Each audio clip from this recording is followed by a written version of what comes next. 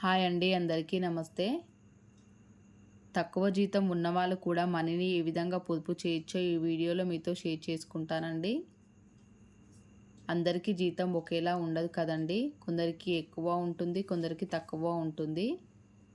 కానీ తక్కువ జీతం ఉన్నవాళ్ళు కూడా మనీని ఏ విధంగా పొదుపు చేయొచ్చో ఈ వీడియోలో చూసేద్దాం.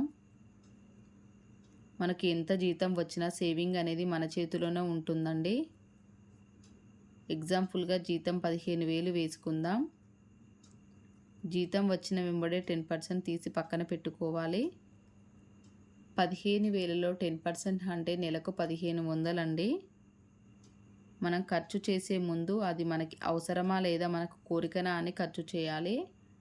అనవసరంగా ఖర్చు చేయొద్దు. ఖచ్చితంగా హెల్త్ ఇన్సూరెన్స్ తీసుకోవాలి. ఎందుకంటే మనకి ఆపద వచ్చినప్పుడు ఎవరూ ముందుకు రారండి. ఆర్డీ లేదా ఎస్ఐపి స్టార్ట్ చేయండి. అప్పులు చేయడం మానేయండి. ఏమైనా అప్పులు ఉంటే ముందే క్లియర్ చేసుకోవాలి.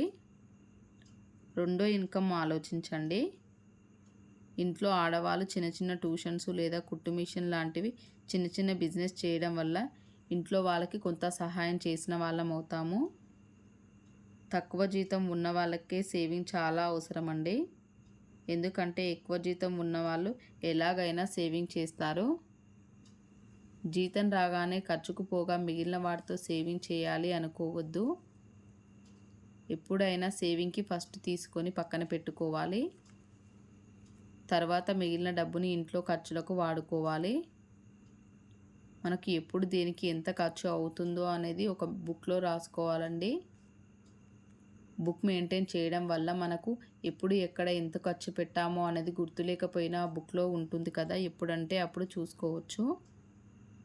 బయట ఫుడ్ అవాయిడ్ చేయాలి. బయట ఫుడ్ అవాయిడ్ చేయడం వల్ల మన హెల్త్ బాగుంటుంది, మన పొదుపు అనేది చేయొచ్చండి. రోజు బయట టీ తాగడం మానేయాలి. రోజు బయట టీ తాగితే దానికే రోజుకు 10 రూపాయలు పోతాయి కదండి.